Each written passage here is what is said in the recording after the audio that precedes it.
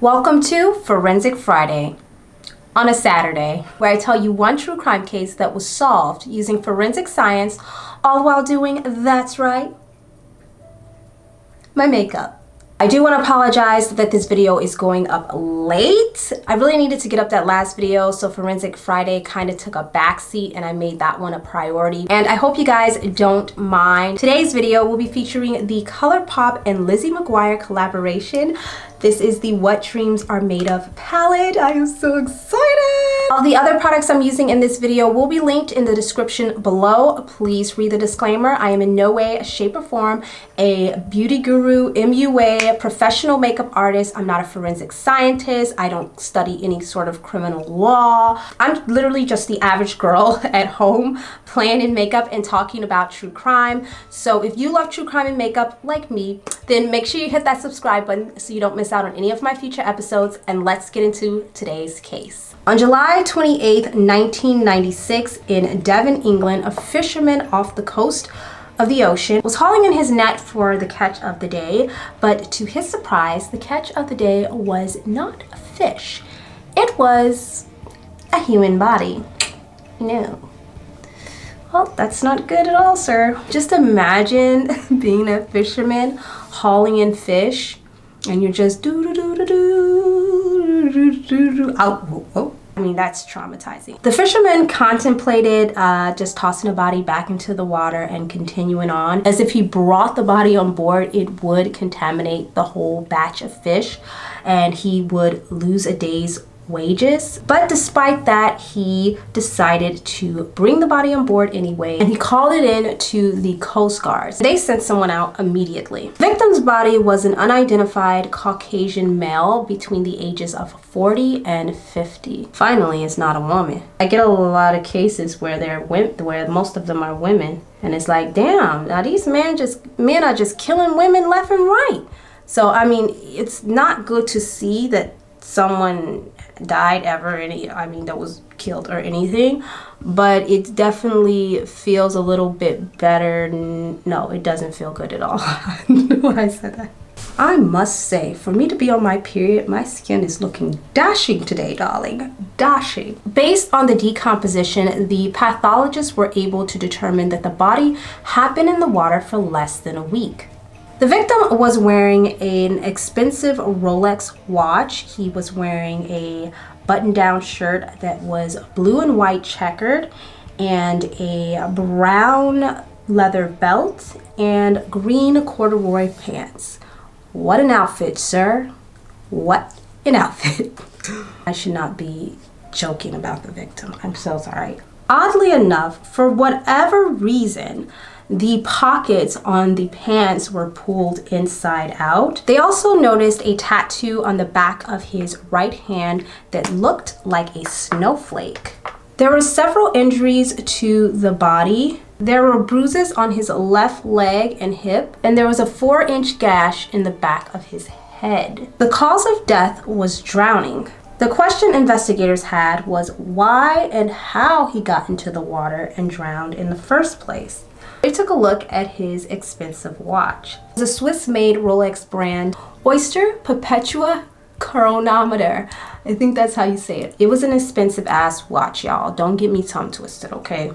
And it had stopped on the 22nd of the month. Rolex watches are extraordinary timekeepers, and every Rolex watch comes with a serial number. The serial number is hidden on the watch, and detailed records are kept for everyone who's owned that Rolex watch forever. Authorities took the watch to Rolex and they identified the watch owner as Robert J. Platt. And his family was notified, and his brother identified the body as Ronald. He was able to identify the body by the tattoo on his right hand. Apparently that symbol was not a snowflake symbol, actually a Canadian maple leaf. Ronald J. Platt was a 50-year-old TV repairman who was divorced. He wasn't in regular contact with his family, so no one even knew that he was missing, and that is the reason why he wasn't originally reported missing. He was living in Essex at the time, which is over 300 miles away from where his body was found. Investigators found that on Ronald's last apartment rental contract, he listed a man named David Davis as his reference. Investigators called Davis and told him that they found a body. They recovered the body from the ocean and they believed it was his friend Ronald J. Platt. Davis told police that he and Ronald were in fact friends, but that he hadn't seen or heard from Ronald in about 3 months. I took a wrong turn. Let's try this again, and this time I'm gonna put more foundation and hopefully that will fix it. It's like when you just make a wrong turn and you get lost, but you just keep driving straight because you think that, okay, might as well just keep driving straight because I have no idea where I am, and hopefully I end up back where I came from. Now, David Davis was a 50-year-old financial advisor from Canada who was living in England with his 21-year-old wife, Noelle, and their 2 daughters. They lived in the small village of Woodham Walter in a little cul-de-sac all the way in the back at the end of Little London Lane. That's so cute, Little London Lane. Oh my God, that just sounds like a fairy tale. Although I feel like this is about to end in a nightmare. So anyway, investigators went to go pay him a visit and they ended up making a mistake by knocking on the wrong door. And they ended up getting this elderly gentleman, and he told them that that was not Little London Farm, that Little London Farm was a house next door. He pointed to like one of the houses next door and was like, that's Little London Farm right there. And so the police were like, well, is that where David Davis lives? And he said, no, there's no David Davis that lives here. That's where Ronald Platt lives. So the police were like, Ronald Platt? And they're like confused because obviously they just found a body that was identified as Ronald Platt. So they were so confused and it was just so bizarre to them. Clearly something was going on. Somebody was lying, okay? And I don't think it was the dead man. Obviously, David Davis was now posing as Ronald Platt, but what investigators couldn't figure out was why. They began to think something more sinister was going on. An investigation into Davis's background revealed some troubling information. For the past 3 years, all of Davis's bills were paid by check or credit cards signed by Ronald Platt. Some were even signed after Ronald's body had been found. I haven't put powder on in a really long time. This just feels so cakey to me. Apparently, David met the real Ronald Platt through Ronald's girlfriend, Elaine Boyce. She worked for Davis in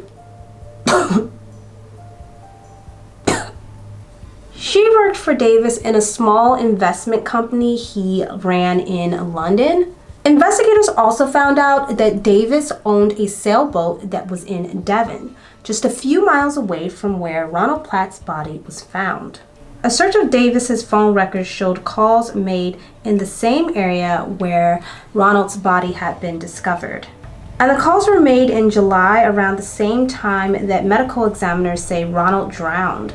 Although Davis had told police that he hadn't seen his friend Ronald for over 3 months, witnesses say they had seen the two together in the Devon area shortly before Ronald's death. Oh, we're doing the McDonald brows today. So clearly he was lying to police. On Halloween morning of 1996, a team of investigators went to David Davis's house on a Little London Lane. While waiting for him to emerge from the house to be arrested, they saw a taxi pull up. It drives right past them and parks, right near the house. All of a sudden, Davis emerges from the house and makes a dash towards the taxi. He jumps inside and the taxi speeds off past the police. Now they're in a high-speed chase and police are trying to stop this taxi that has Davis in it. After some time, the detectives were able to catch up to the taxi and push them over to the side of the road. Police jump out of their car, their guns are drawn as they move in on the taxi. The lead investigator recalls putting a gun straight to David Davis's head. David Davis was arrested on suspicion of the murder of Ronald Platt. In the house, police found Davis's wife Noelle and the couple's 2 children. Emily, who at the time was 3, and Lillian, who was just 6 months old. The investigators allowed Noelle to pack a diaper bag for the girls and to bring her purse. But one of the officers became suspicious about the weight of the diaper bag. Don't tell me she didn't stuff stuff in her own children's diaper bag. I don't believe it. The detective felt that the bag was super heavy, so he decided to take a look inside. When he searched the bag, he found 4,000 pounds in cash and 5 gold bars between the children's clothing. Now it's time to go into the palette, but anyway, back to the story. At the police station, investigators searched her purse and found a ton of incriminating evidence. They found documents and credit cards, all in the name of Robert Platt and his girlfriend, Elaine Boyce. Where's Elaine? What happened to her? I wonder, you know? They also found the children's birth certificates, which listed Elaine Boyce and Robert Platt both as the parents. Noelle didn't really have an answer for this, except for that she was pregnant at the time and she needed medical attention, so she used Elaine Boyce's ID to get medical treatment. Investigators were very curious about the age gap between Davis and Noelle. It was almost a 30-year difference. So police went back into the interview room where Noelle was being held, and they decided to really put the heat on her. And finally, she cracked and blurts out that David Davis was her father. I mean,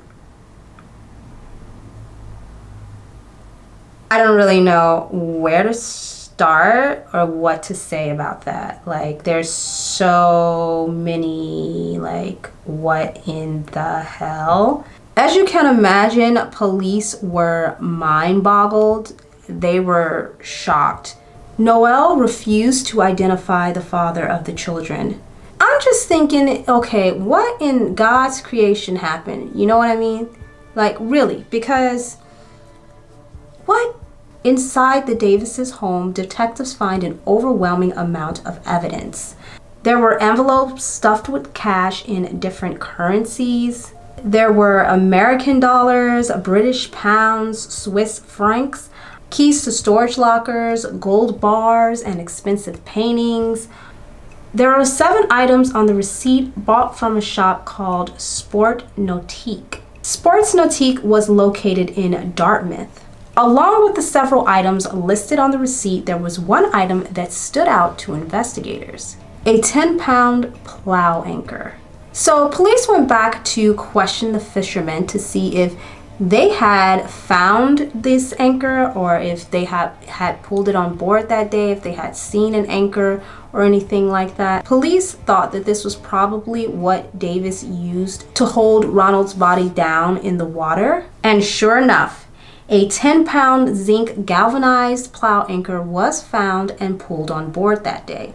It was pulled on board in the fishing net along with Ronald Platt's body. And maybe the ropes came loose when he was dragged to the surface by the fishing net. When medical examiners laid the anchor next to the wounds that was on Robert Platt's leg and thigh, they discovered the cause of the injuries. The evidence showed that the bruises on the hip was caused by the lower end of the anchor, and the bruises on the thigh was caused by the other end of the anchor. They theorized that the anchor had been hooked to his waist or his belt. They sent the anchor and the belt to forensic labs for analysis. On Ronald's belt, they found a transparent deposit. Investigators asked a forensic metallurgist to determine what the marks were on his belt, to determine what made the marks on the belt. The mark on the belt was analyzed with a scanning electron microscope, and the material on the belt was identified. The transparent mark on the belt was zinc, and so was the surface of the anchor. But detectives still didn't have any answers for how Ronald Platt's body ended up 6 miles out in the English Channel. So they brought in a hydraulic engineer to analyze the location of the body and study the water's currents during the week Ronald was in the sea. Investigators wanted to find out where the body had entered the water. The engineer was able to determine what the currents were in the area, but what he was unable to tell was if they were strong enough to move the body on its own. So he decided to run an experiment to assimilate a drowned man anchored to the bottom of the sea. He attached a 10-pound anchor to his belt, expelled the air from his lungs, and sank to the bottom of the artificial sea. This artificial channel recreated and simulated the same currents found in the real channel, which recreated the same cold seawater with the same currents that was present at the time that Ronald's body was put into the sea. And they found that the body was dumped in the same location that it was found. Next, they brought in Davis's sailboat to the forensics lab for inspection. Inside the cabin, they discovered a hair on the seat cushion, and they also found a plastic bag from that same sports store, which was called Sports Nautique, that David brought the anchor from. They sent both items for forensic testing. Forensic experts put the bag into a cabinet and used super glue fuming. Super glue is heated up and films adhere to the finger oils on the bag, which can produce a visible fingerprint. When the bag is dipped into fluorescent dye that adheres to the finger oils. And what do you know? The fingerprint on the Sports Nautic bag belonged to none other than Ronald J. Platt. DNA testing of the hair found was also Platt's. But the last piece of evidence would come when police examined the ship's GPS system. The GPS showed that Davis shut off the boat's navigation system 3.8 nautical miles away from the spot where Ronald's body was found. The Rolex found on Ronald Platt's body was self-winding, which means it runs for 40 hours after it stops moving. The watch stopped on July 22nd. 40 hours earlier would make the date July 20th, consistent with the same date recorded on the ship's GPS. At this point, investigators knew that David Davis wasn't this man's real name. But then who was this guy, and why was he living with his daughter as husband and wife, with 2 children whose paternity was unknown? And what could have been his motive to murder Robert Platt? So they compared Davis's fingerprints to wanted fugitives around the world. And they got a hit. The fingerprints matched a man who had been on the run for 6 years. His name was Albert Johnson Walker. He was Canada's most wanted. Here's the twist, you guys. Albert Walker had been married for 22 years and he had 4 children. 4. So how was he married for 22 years? Wait a minute, I'm so confused. So he was married, let me think, I gotta get this straight. He had become one of the 10 most wanted criminals in the world after embezzling over $40 million from Canadian investors. He was on the verge of being caught, so he left Canada and took his 15-year-old daughter, Sheena, with him and vanished. So the police decided to call Albert Walker's wife, Barbara. They basically told her that they had found Albert and her daughter Sheena and that she was now a grandmother. Girl, I don't know about Barbara, but I would have strangled him for that.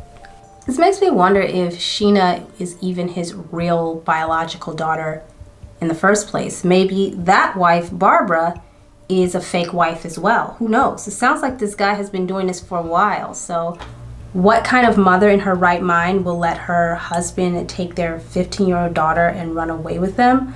That just really doesn't make sense. When Albert Walker fled to England, he began working the same investment scams and hired Elaine Boyce as his administrative assistant. And he assumed Ronald Platt's identity. Magic. But 3 years later, they returned to England. This was a huge problem for Walker and would put a dent in his plans. By this time, he and his daughter Sheena had completely assumed their identities. This, investigators believe, was the motive. Albert Walker went on trial for murder, and his daughter testified against her own father. Thanks to forensic science and some good police work, on July 6, 1998, Albert J. Walker was found guilty of first-degree murder and sentenced to life in prison. Sheena Walker was set free and can be found living quietly in Canada with her 2 young daughters. Till this day, she refuses to do a paternity test on her 2 little girls. What do you guys think about this case and my makeup look? Please let me know in the comments down below.